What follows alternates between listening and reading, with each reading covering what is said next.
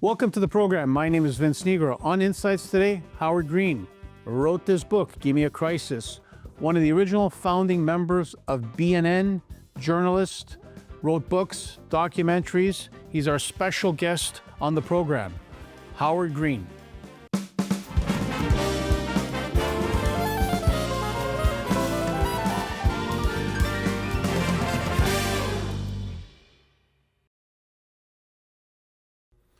Howard Green, welcome to the program. Vince, thanks so much for having me. Yeah, pleasure. Your book, Give Me a Crisis, we're going to get into it momentarily. As I was telling you off camera that I read it over the last 3-4 days. It was a great read. Appreciate that. Thank you. It was a lot easier than I thought. As I said, only from the standpoint that there were a lot of relatable things that people, especially in Toronto, can relate to the Raptor stuff. And we'll get to that kind of stuff at some point. But I appreciate you saying that it was easier than you thought to read, because I said at our book launch party that if you're not interested in banking or finance, don't worry. I wrote it for everybody. Yeah. I really wrote it for everybody. You know, and as a great, he's no longer with us, but great American historian, David McCullough, wrote books about John Adams and Harry Truman. And he said, I've been reading something of his recently, and he said, I write books that I would like to read. And I feel the same way.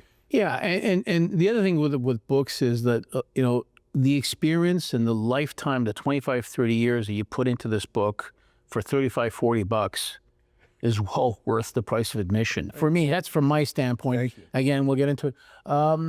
Howard, you're basically a journalist. You've the BNN, one of the BNN founders, I understand. Founding team.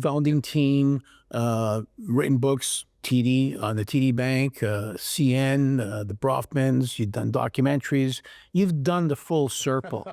At this point in your life, are you kind of just maybe sitting back and you kind of daze back and forth on the different things you did, and you say to yourself, even though this book I can tell was a work of love because of your relationship with Rick Waugh.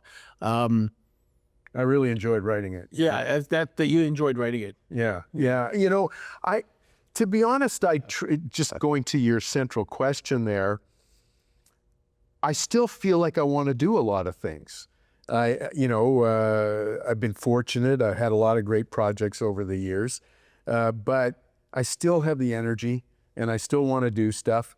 I don't want to work crazy, but I want to do things that interest me. So I don't forget about my past, but I focus more on what I'll do next. I don't know what I'll do next for a book, but I'll do something. Not to deviate, but Barry Average has been on our program in the past, and he's also similar to you. He's not a journalist background, but he's written books and documentaries and stuff. There, filmmaker. Obviously, the most controversial one that he was talking that premiered in the Toronto Film Festival. But he as well, he'll pick and choose the projects and go from there. Your journalistic background, as I said, you've done a lot of stuff there. Is there at this stage of your life, when you reflect back, are there areas where you say, the BNN stuff I really enjoy that over time, and I've done my run there. Yeah. Of the documentary, obviously you've done documentaries, you've written books, you do a lot of coaching now as well. You do all kinds of stuff there. And I'm sure you've picked a lot of experience from everything you've kind of done. What was your time like at BNN in terms of that original founding situation? Well, I loved it. At the beginning, it was terrible though. We were in a lousy studio on Jarvis Street. They only gave us 4 months guarantee. Initially, September of '99, we went on. And fortunately, we came on at the time of the dot-com boom. Nortel was going up X dollars every day. Research in Motion, remember that name before BlackBerry and JDS, all those things, they were flying high. And that was all during that period. So it caught on. And within a year, we were in a brand new studio, the best new studio in the country, actually, server-based studio. And we built it over time into something that I felt was really a strong service for people, an institution, really. And I was there for 15 years.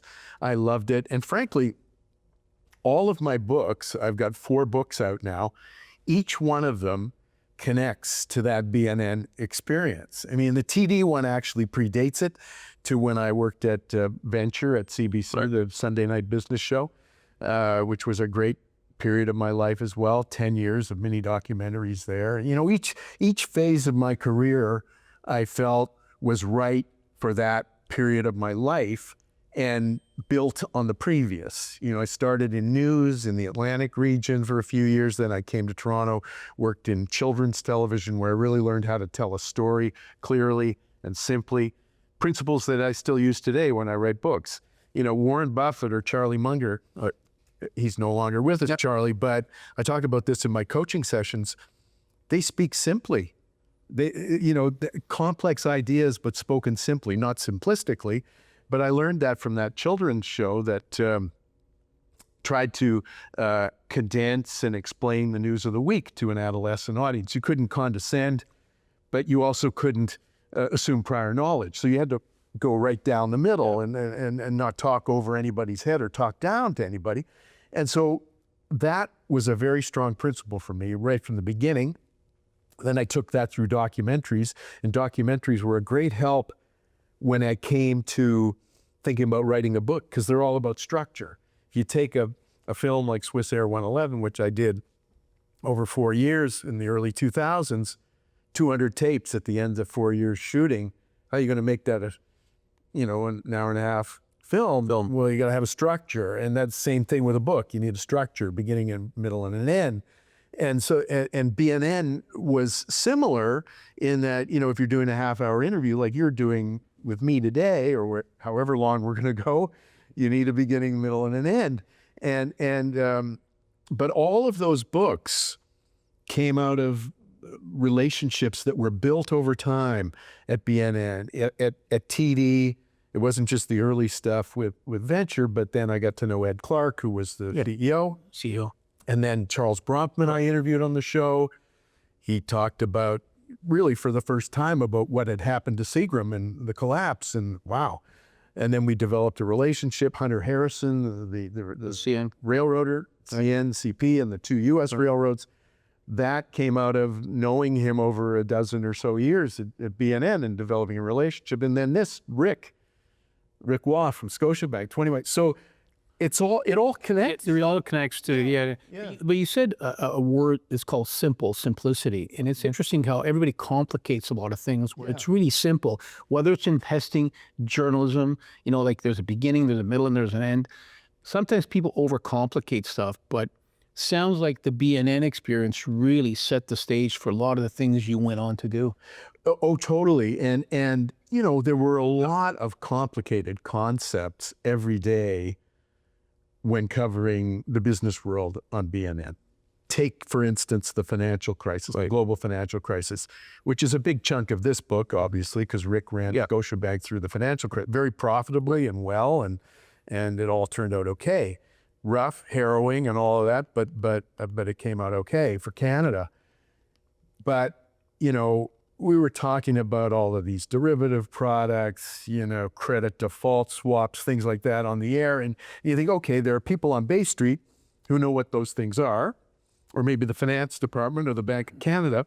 But somebody, you know, sitting at home who's watching and dealing with their own portfolio might not be familiar with it. So whenever somebody would just drop in those jargony things, which were complicated, I'd say, well, those are insurance contracts, right? And so it's just a simple explanation, which wouldn't push away the sophisticated viewers, but would draw in the less sophisticated viewers, make them part of it, and make them think, oh, there's something going on here that I should pay attention to, and keep it simple. You know, just before we get into the book, the whole journalism situation, obviously people come and go in that whole field. Who do you watch, especially on the business side? Is there anybody you tune in, like, that you kind of say to yourself, he's worth listening to? Well, it's a good question.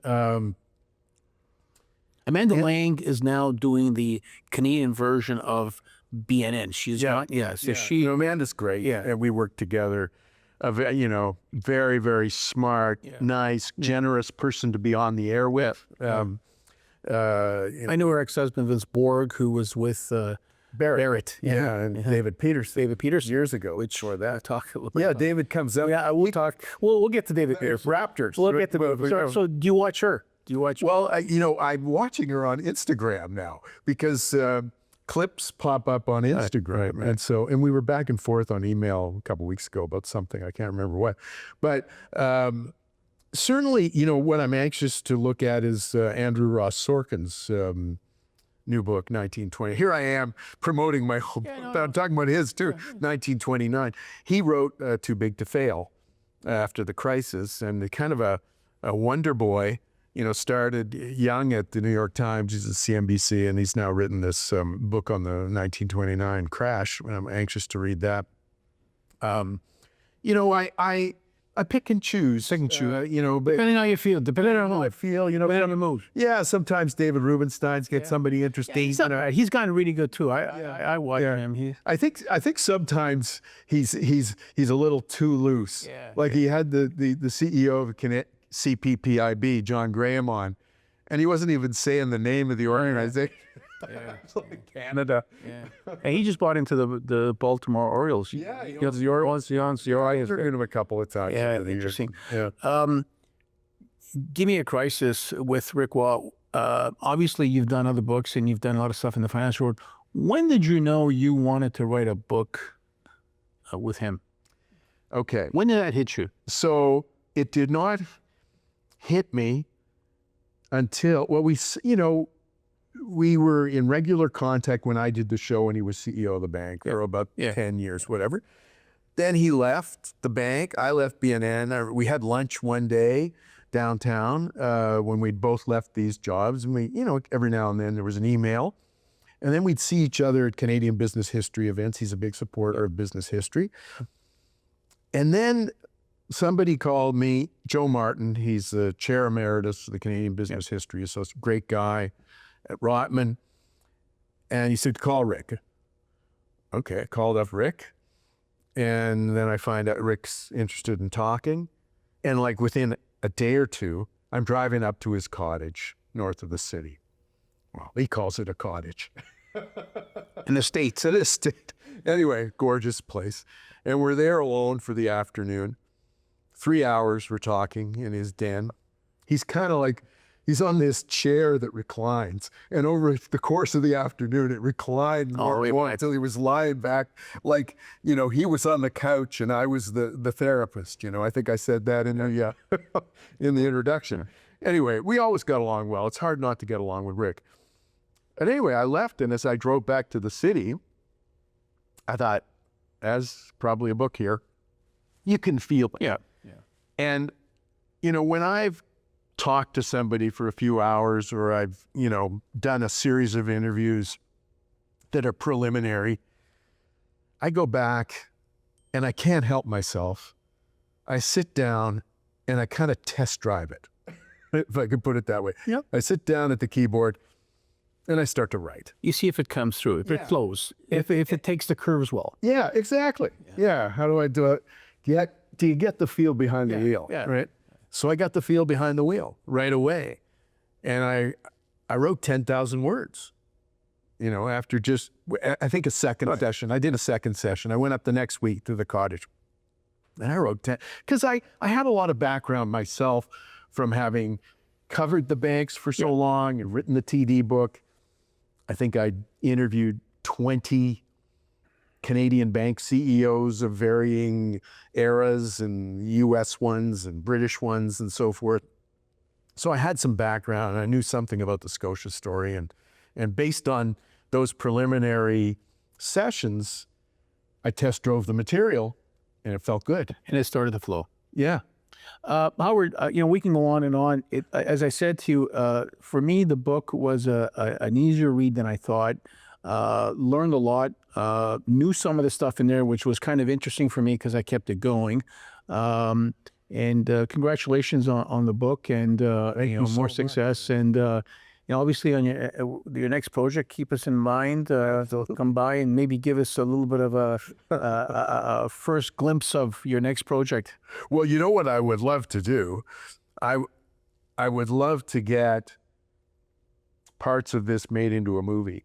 I think the Argentina chapter, with the daring escape and, you know, all the drama, there's a movie in that. For sure. Or there's a movie in how we dealt with the financial crisis here, with all the bank CEOs around the table, with Carney, Jim Flaherty, and, you know, that was Gordon Nixon, who ran RBC at that time, told me that was almost every day or almost every other day.